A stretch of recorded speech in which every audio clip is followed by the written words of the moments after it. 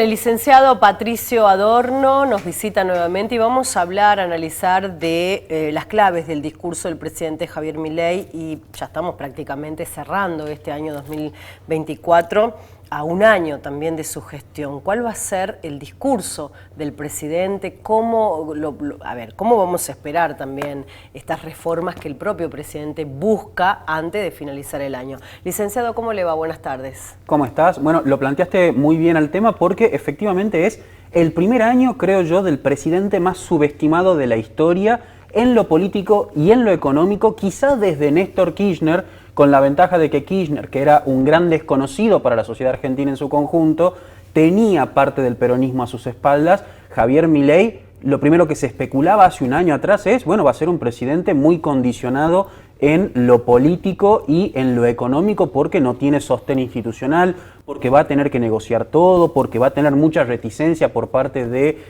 la política y de la sociedad a bancar el ajuste, y de repente vemos un presidente que, si esta pregunta me la hacías el miércoles pasado, antes de la sesión de ficha limpia, te decía que llegaba en su mejor momento a cumplir el primer año de mandato. ¿Por qué? Porque las variables económicas se acomodan en orden a lo que plantea como programa de gobierno y programa económico, porque en términos políticos viene consiguiendo todo aquello que busca, viene logrando frenar al Congreso cuando intenta de alguna manera actuar en contra de los intereses del gobierno de Javier Milei, porque logra impulsar las leyes que le interesan, porque logra frenar aquellas que no, porque está en una lucha por tratar de nombrar a los jueces de la Corte Suprema de Justicia, y sin embargo, creo que el jueves, en este enorme momento de imposición, en este enorme momento de trascendencia de su figura pública, donde recuperó el favor de la opinión pública de los argentinos con números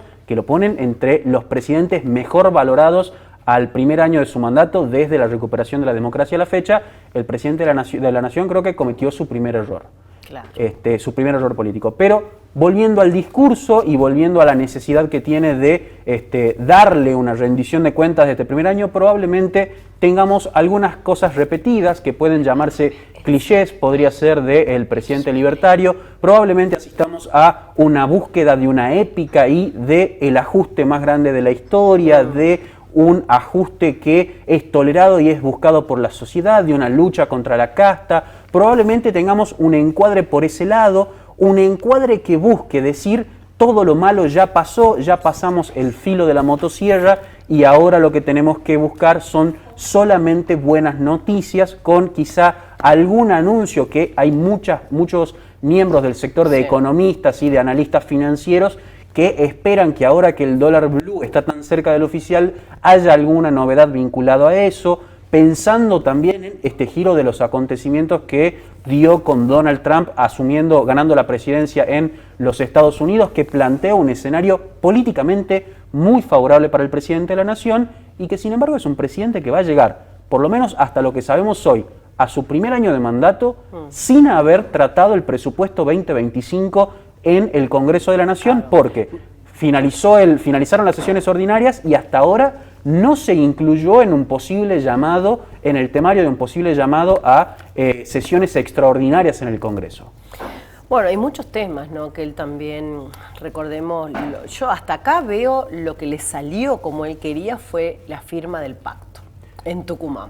El Pacto de Mayo, en el que comprometió a los gobernadores de todas las provincias, salvo aquellos que están mucho más alejados. De hecho, pensando en el presupuesto 2025, quizá aquellos gobernadores que son de lo que en su momento supo llamarse Juntos por el Cambio, los que hoy están más reticentes a tratar de impulsar con más energía que el presupuesto se trate en sesiones extraordinarias, porque desde Casa Rosada dicen, bueno, pero si vos me ponés el presupuesto, yo, gobierno, pierdo discrecionalidad a la hora de asignar las partidas y no puedo favorecerte como en su momento favorecí, por ejemplo, a los gobernadores dialoguistas, en los que se conoció, de hecho, que en noviembre solamente estos 5 gobernadores tuvieron más de 20.000 millones de pesos extras en sus arcas públicas. Digo, ¿para qué me vas a obligar a que yo tenga que encima repartirles dineros extras al resto de las provincias cuando podemos no hacerlo? Me parece que el Pacto de Mayo, que que fue mucho más simbólico que concreto. Recordemos el Congreso de Mayo, que supuestamente se iba a articular,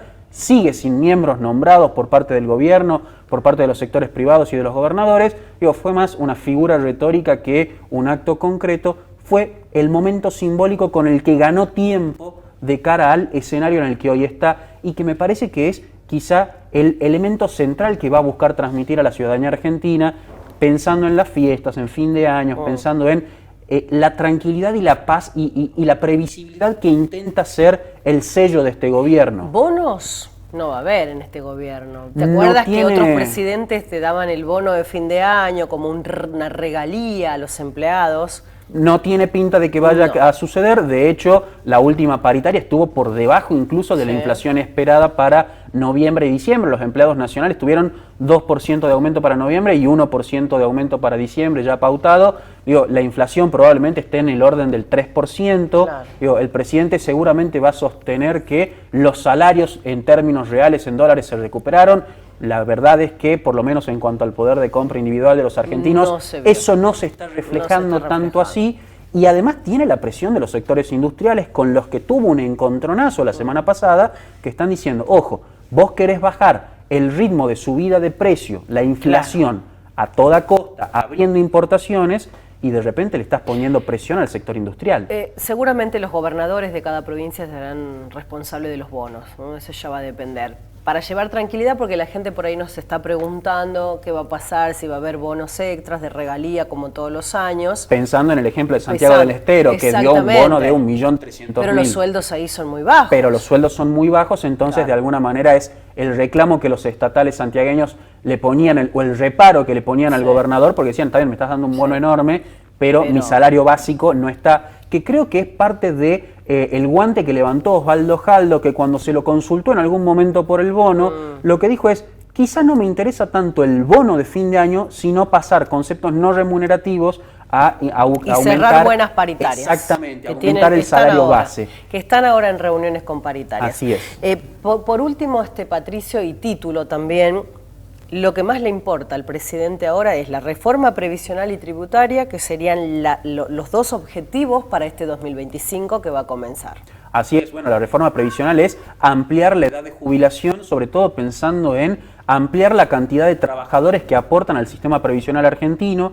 Creo que va muy de la mano, no tanto con la cuestión impositiva, sino con la formalización del empleo que buscó en su momento con la reforma laboral, flexibilizando las condiciones de contratación para ampliar la base de trabajadores registrados, y del otro lado la cuestión impositiva, que es el reclamo que le hacen los sectores productivos e industriales al gobierno, diciéndole, si vos querés tener una economía competitiva, lo primero es quitarnos el pie de encima a los sectores productivos, volvernos competitivos, porque hemos tenido una economía cerrada. De hecho lo dice Broda, un economista de prestigio y escuchado por el presidente, tuvimos una economía cerrada por mucho tiempo. Si vos ahora abrís de golpe, probablemente el costo en la sociedad sea enorme. Bueno, hay que esperar.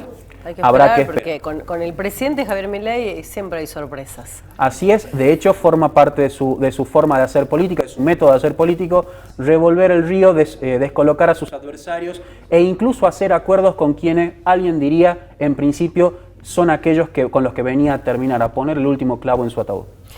¡Wow! ¡Qué frase fuerte!, ¿no, licenciado? Un textual del presidente. ¿Sí? Así es. Todo el clavo en el ataúd. El clavo en el ataúd. Bueno, muchas gracias. Como siempre, es un gusto, ¿no?, escucharlo al licenciado Patricio Adorno. Es un gran profesional, es tucumano, es nuestro, y eso es lo importante. ¿Cómo seguir las redes sociales Nos pueden buscar en Meraki, que es la consultora política de la que formo parte, Meraki, www.merakicp.com, y en las redes sociales como Meraki Consultora Política en Facebook, Instagram y en Twitter.